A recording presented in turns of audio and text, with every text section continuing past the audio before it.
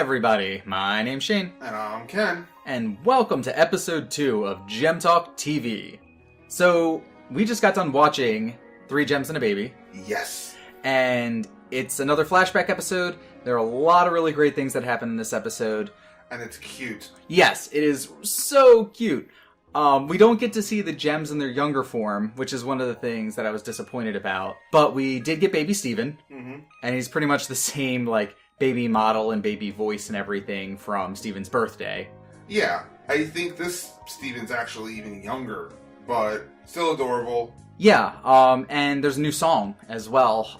Never Be Ready, or I Could Be Never Be Ready. Yeah, it helps set the mood. Yeah, it's no Stronger Than You, it's no Like a Comet, but like you said, it does help set the mood, and you really get this sort of low and sort of melancholy feeling about the state that Greg's life is in right now. Yeah, this is our 4th flashback episode. The first 2 had really cool songs, Like a Comet and What Can I Do For You? And then the last 2 have been more for setting the mood purposes. A little change is kind of like, okay. And this one, again, is like, okay, but it's kind of like a little sad. Yeah, when I first watched this, after the song was over, when he's going to put the glass down or the bottle down, and he sets it down on top of Vidalia's happy growing family, my heart is just breaking inside for Greg. Yeah, because there's Vidalia and Yellowtail and a young sour cream. And obviously this is before Onion.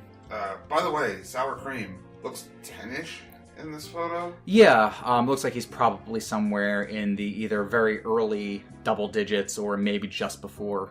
Yeah, so this whole event's taking place roughly 8-9 years after the baby sour cream episode. Yeah, so that, mark that on the timeline if you're still plotting that out there and trying to figure... I mean, a lot of things can happen in that time. Oh, yeah. So, well, I'm assuming that they must have spent a lot of time deciding what or how they were going to have a child for Rose and Greg. And Pearl seems to know that Rose really wanted this to happen, so it's something that they must have spent a great deal of time on.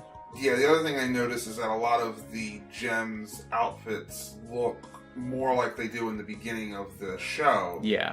And less like they do in the other flashback episodes. Like, Amethyst does not appear to be as tiny as she was in the other flashback episodes before this one. Yeah. But, as we know, Amethyst tends to get poofed a lot. So, yes, she's scrappy. Yeah. And Greg, he's starting to show the baldness. Mm-hmm. And, so we can see a progression, definitely. Yeah. And we also get to see Greg being a fairly decent father. Trying his best. Yeah, he's, preparing the bottle, he's trying to keep the room warm, he's feeding Steven, and he seems to be doing perfectly well until all the magic stuff starts to happen. As usual. Yeah.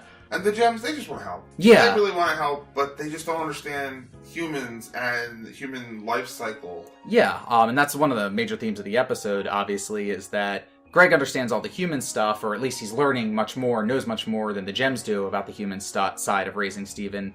And the Gems know more, at least more than Greg, about the magic stuff. So, ultimately the message here is that they have to work together instead of kidnapping a small child.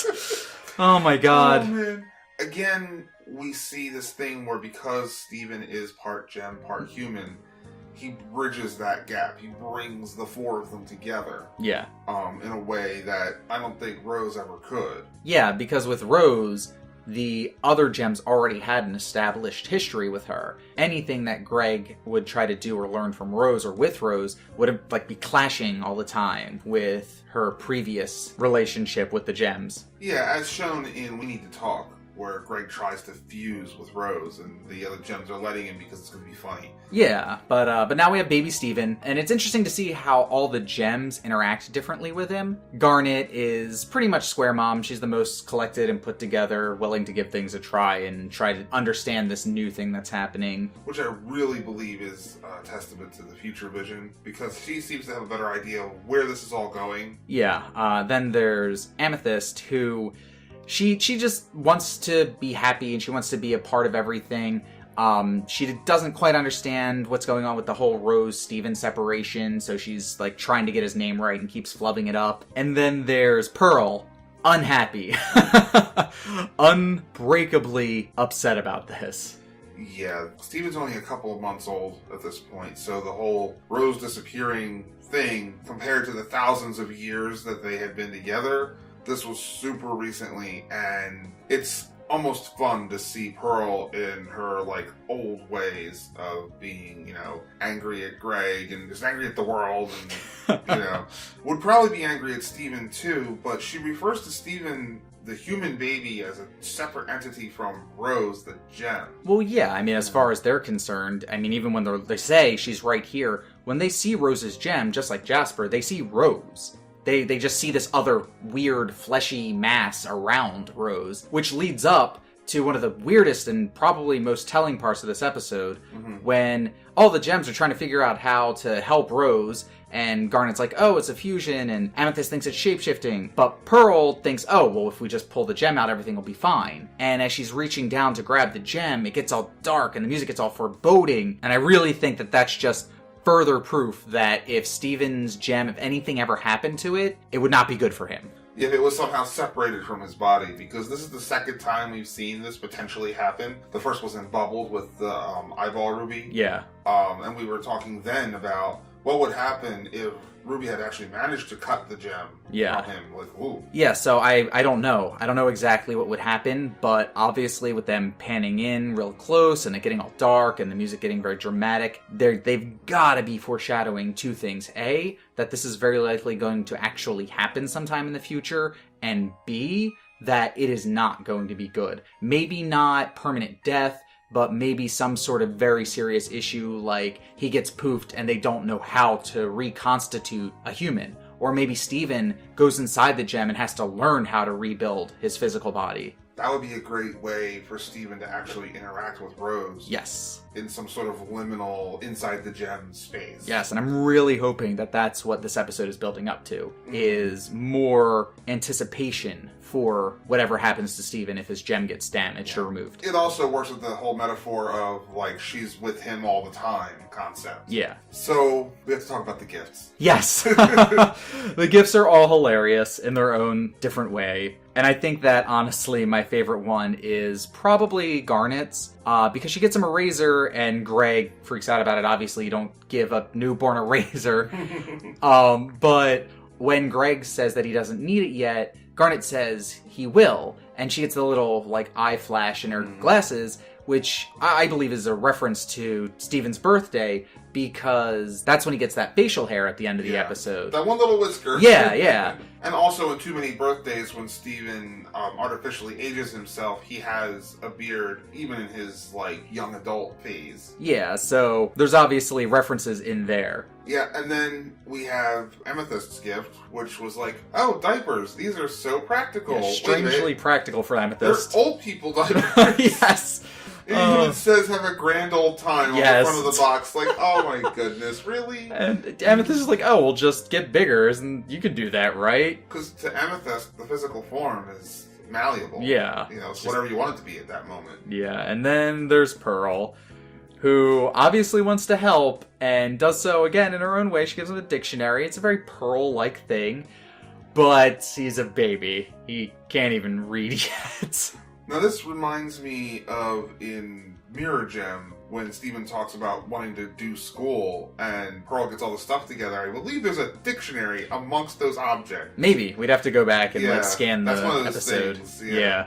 I like how Steven mentions at the end of the episode that the gems have all grown and changed. That it's not just something that humans can do.